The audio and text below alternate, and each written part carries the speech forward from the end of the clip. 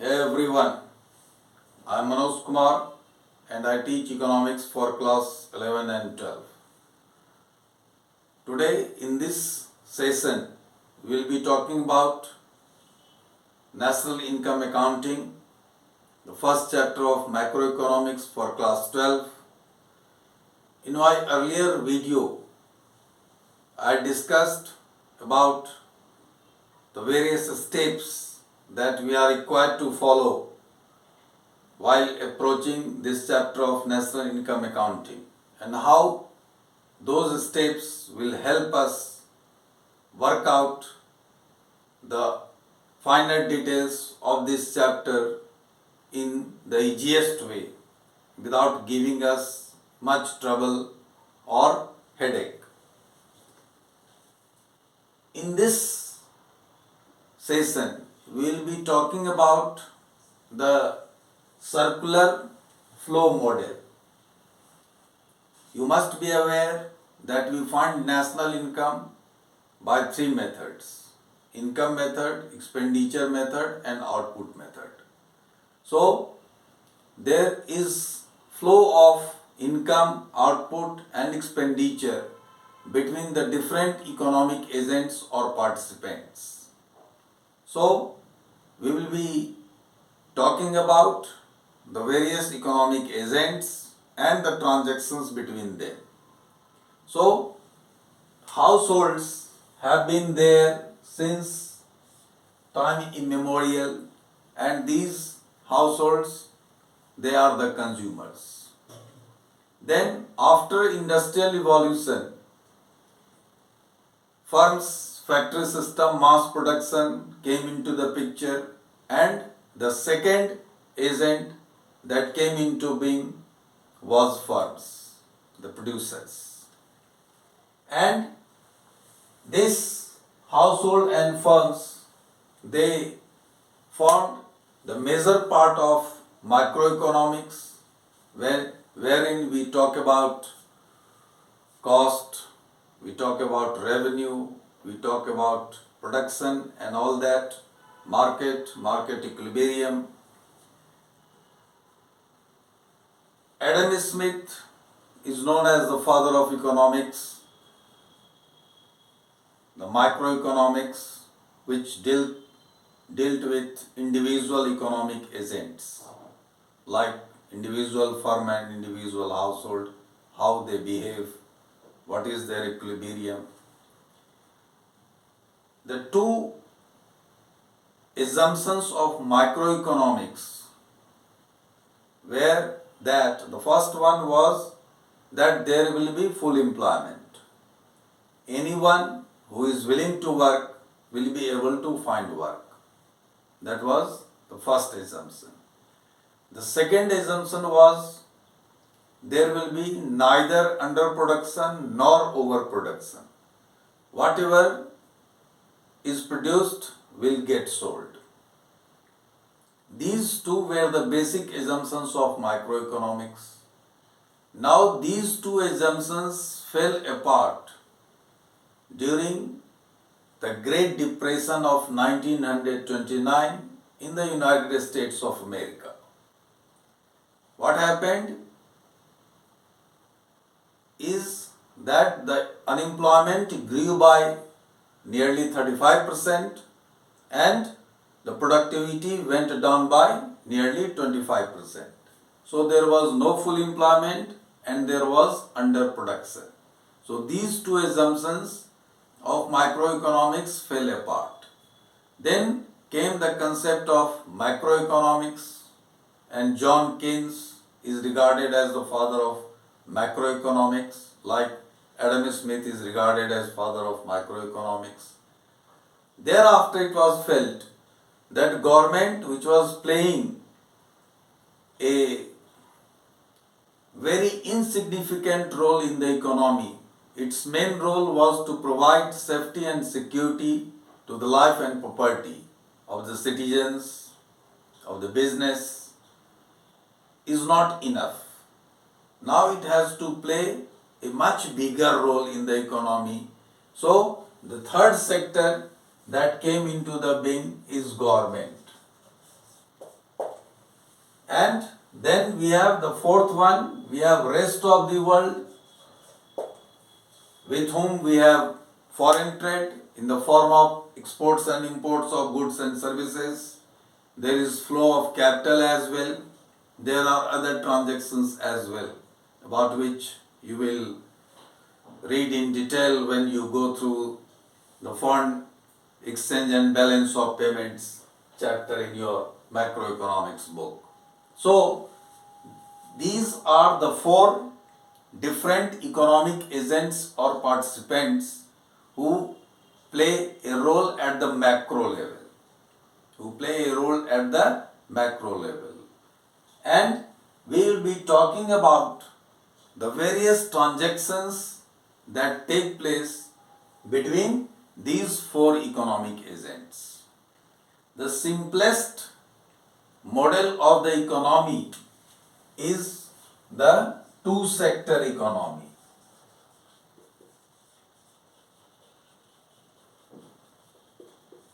In this two-sector economy, on one side we have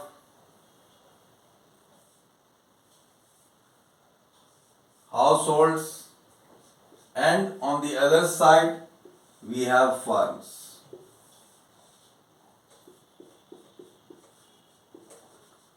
As I said earlier, households are there since time immemorial and firms came into the picture after industrial revolution.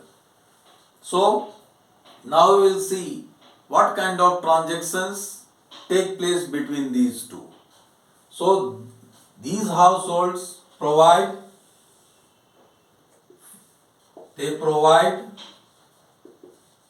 factor services. They provide factor services to the firms in the form of factor services like land, labor, capital, entrepreneurship. They are also known as factors of production. You are all aware of that.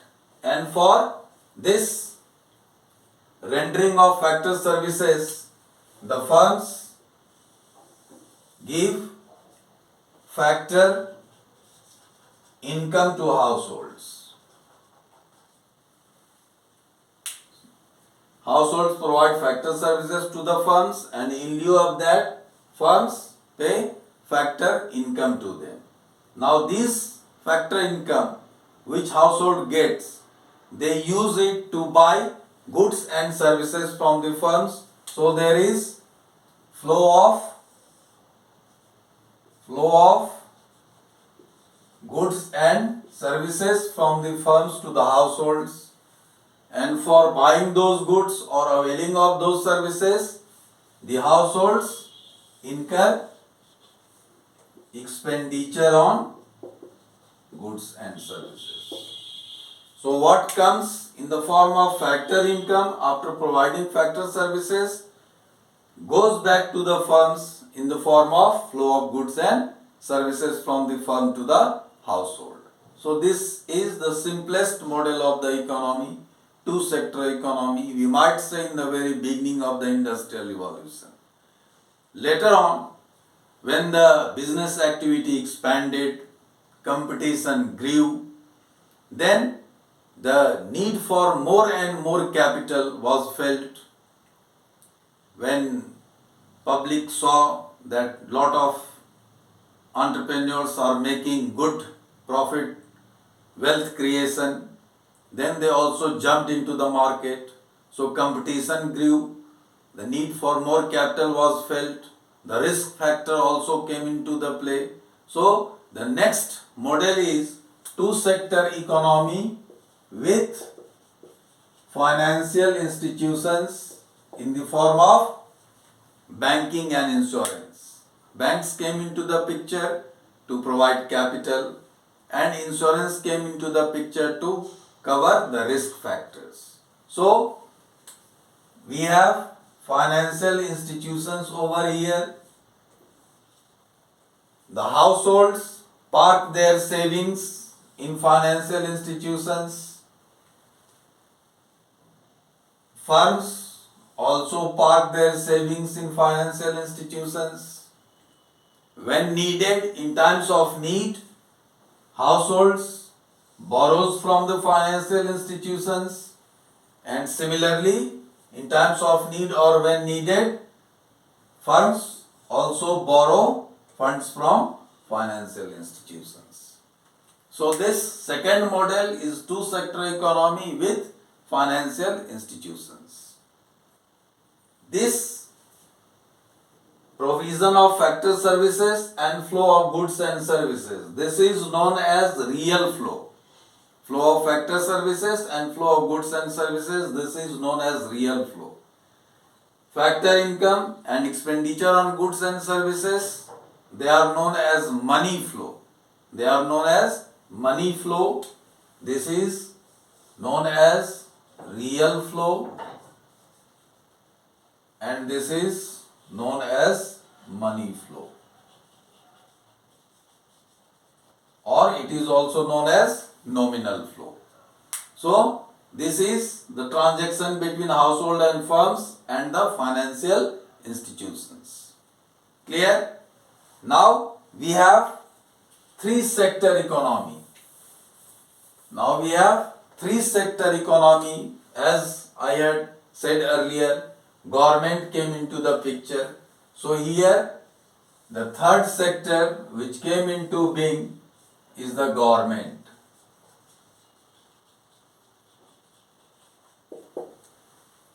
Now this government has transactions with the household and it has transactions with the firms. Now we will see those transactions. These household provides factor services to the government. All those who work in the government, they come from the household in many different forms, land labor, capital. Then for providing these factor services, the government pays factor income to the household. Household provides factor services and in lieu of that, government pays factor income. And when this factor income goes beyond a certain threshold, these households have to pay income tax or direct tax like wealth tax to the government. Clear? Households provide factor services to the government. In lieu of availing of their factor services, government pays factor income to them, and when this factor income goes beyond a certain threshold, they have to pay income tax or other direct taxes like wealth tax to the government. Clear? Now, the fourth transaction that takes place between the government and the household is transfer income.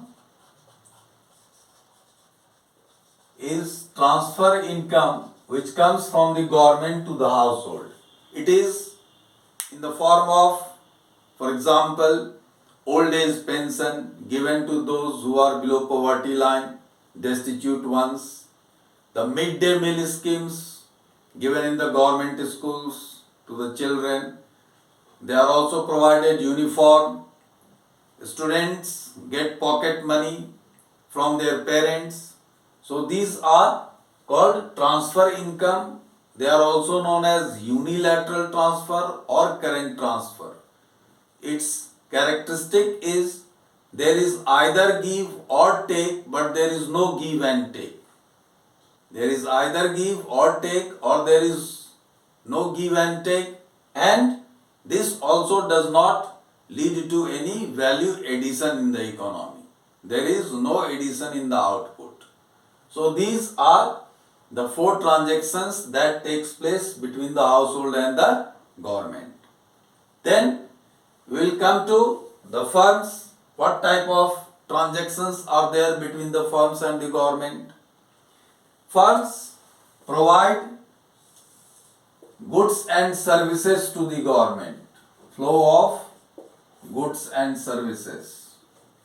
Government buys vehicles, furnitures, fixtures, other type of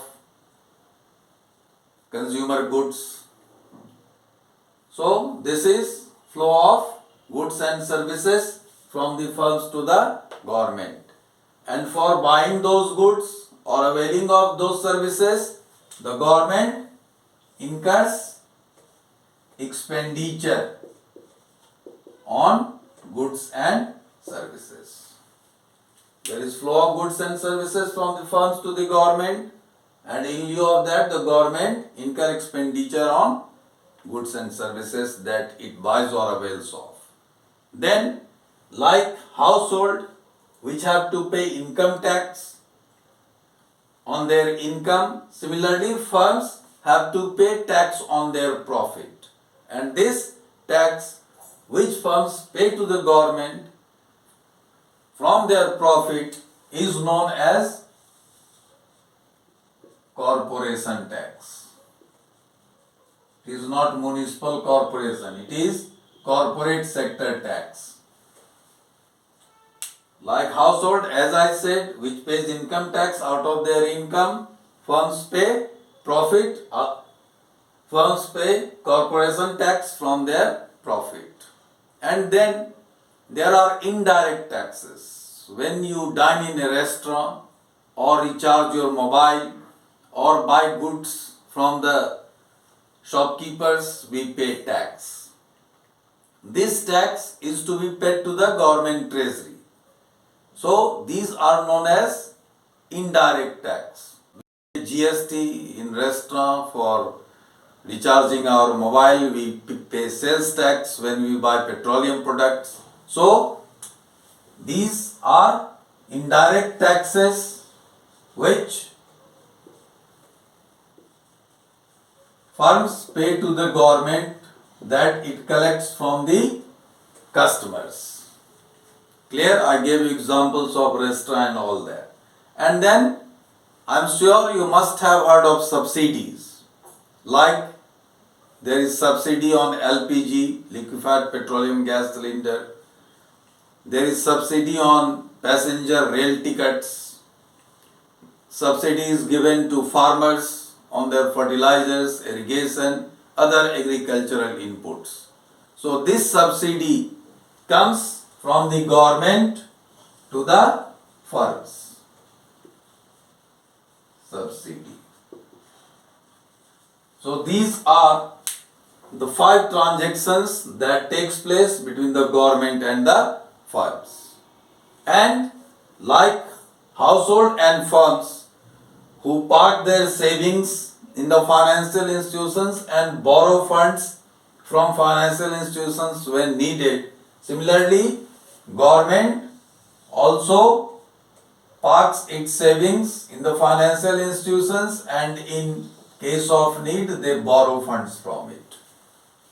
So this was the transactions between 3 sectors: household, firms and the government. Then the 4th sector is rest of the world. The 4th sector is rest of the world, with whom we have export and imports of goods and services. There is flow of capital, other transactions as well. So now households, what kind of interaction do they have with rest of the world? These households provide net factor services to abroad.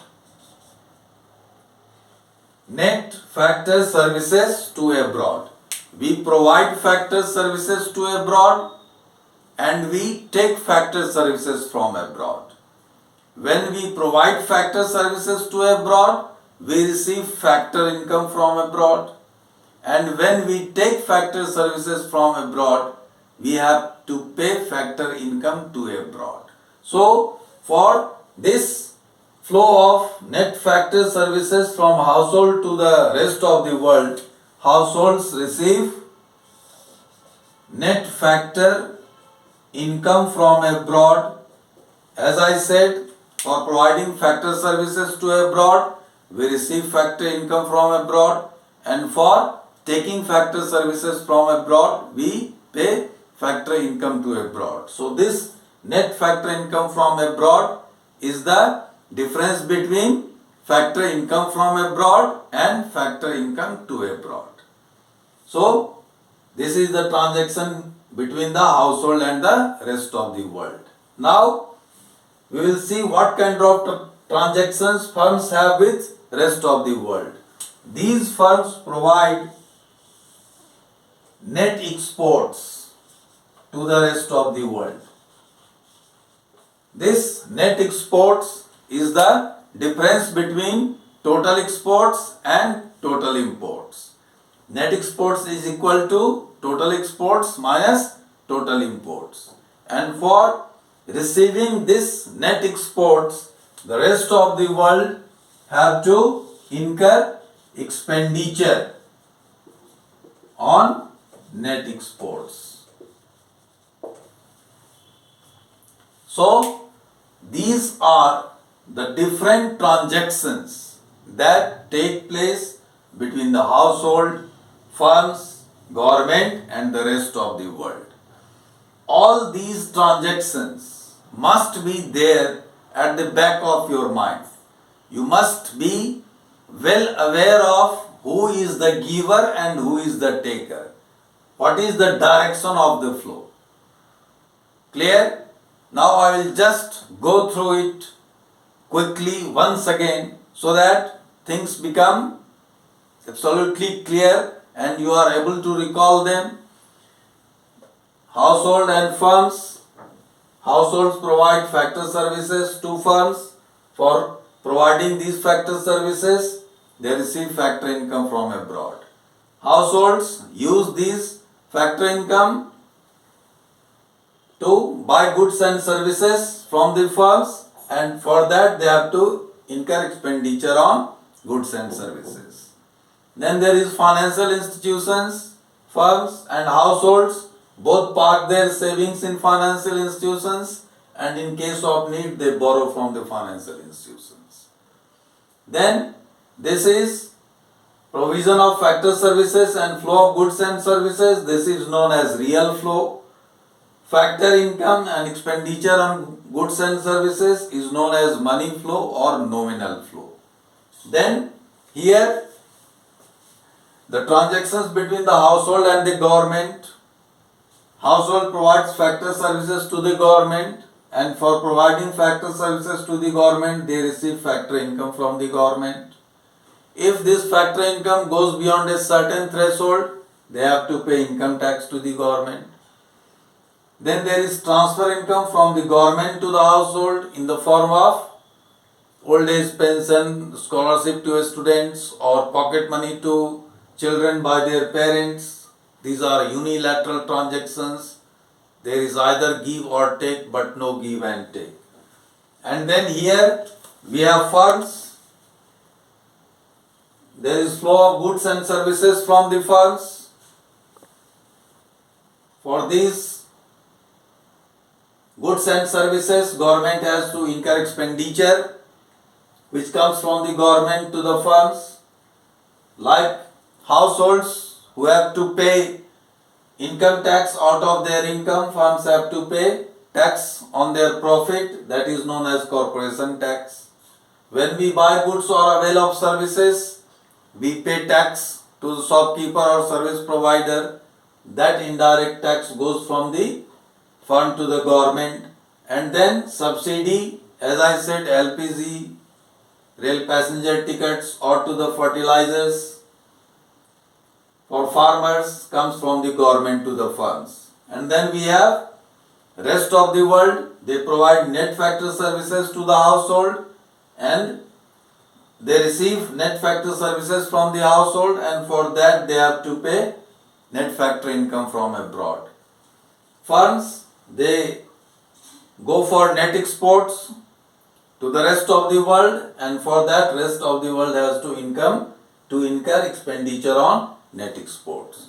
So this is how the transactions take place between these four different economic agents, and we must be fully aware of their nature, from where does it come, from where does it go.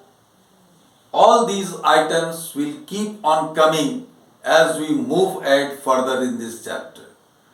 In my next video, I will be taking up other terms like domestic territory, normal residents, factor cost, market price, net indirect tax, domestic income, national income, stock and flow, nominal GDP, real GDP, etc.